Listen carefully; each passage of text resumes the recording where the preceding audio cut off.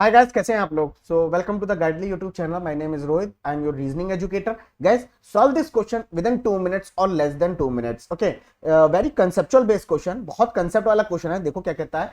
6 persons हैं A to F sitting in a row from left to right which are equal distance from each other. Okay, all of them facing toward the north. क्या प्यारी बात बोली है। A is 2 places to the left of C, so C is here facing toward the north, so left side 2 places, gap will be 1, so gap and A will be here.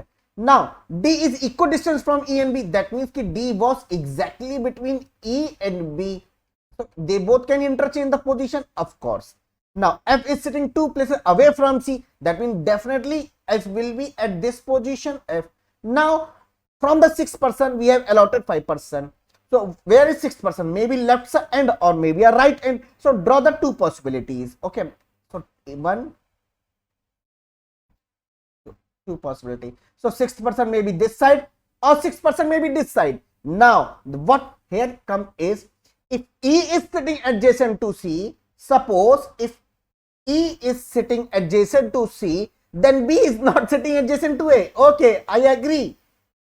Okay, and vice versa. That means if E and C is not sitting adjacent to each other, then definitely B and A must be adjacent to each other.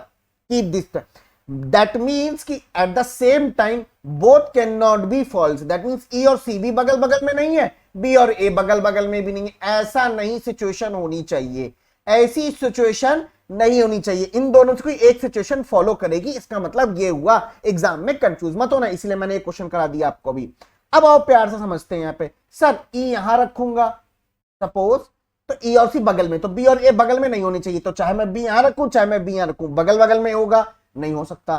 ठीक है sir, E और C बगल बगल में है, तो sir B को मैं यहां नहीं रखूंगा, B को यहां रखूंगा, B को यहां रखूंगा तो D को यहां रखूंगा। तो D और तो एग्जैक्टली बिटवीन आया ही नहीं सर, कहां आ रहा है भाई। E और B के एग्जैक्टली बिटवीन तो C आ रहा है। यहां पे ये कर सर, एक जगह और पोजीशन रख लो ना प्लीज। देखो E और A, सर मैंने कहा E और A मतलब E और C एडजेसेंट में नहीं है, तो B और A एडजेसेंट में होने चाहिए। That means A is here, B will be here. Agree?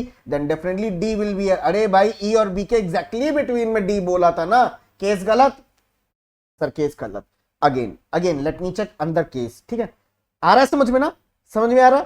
चलो अब मैं देखता हूं कि एक काम करो सर, कि अगर मैंने E को यहां रखा, सपोज नहीं यहां पे रख तो सकते हैं, लेकिन यार बात बनेगी। देखो मैं हर एक पॉसिबिलिटी को समझाऊंगा पहले तो, कि E कहां कहां जा सकता है। अगर सपोज E यहां रखा मैंने, तो E और C मेरे क्या हो जाएंगे, बगल बगल में हो जाएंगे। तो B यहां रखेंगे, और जब B यहां रखेंगे तो D यहां रखेंगे, तो D was exactly between E और B था, नहीं कह सकते ना कुछ भी, है ना।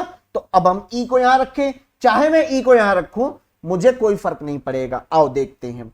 अगर E और A मैंने यहां रखा, ध्यान से देखना भाई मेरे, अब तो E और C बगल बगल में, तो B मेरा यहां हो जाएगा और D मेरा यहां हो जाएगा। क्या मेरी E और B के एग्जैक्टली बिटवीन में D है? बिल्कुल है सर, लेकिन सर ऐसा नहीं कह सकते। आप एक और पॉसिबिलिटी देखिए, अभी आपको मैं एक चीज दिखाता हूं। यहां पे देखिए, ये F था, ये C था। अब मैं E को यहां नहीं रख रहा हूं, अब मैं E को यहां रख रहा हूं, और जब E को यहां रख रहा हूं तो E और C बगल बगल में नहीं है, तो B और A बगल बगल में होंगे। That means B will be here. That means D will be here. That means B and E was exactly between.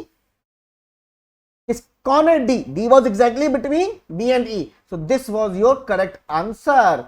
So you can't able to fix E and B position. This is your correct. Comment your answer that at what time, मतलब कितना समय आपको लगा इस question को solve करने में। ठीक है, टाटा बाय बाय गाइस।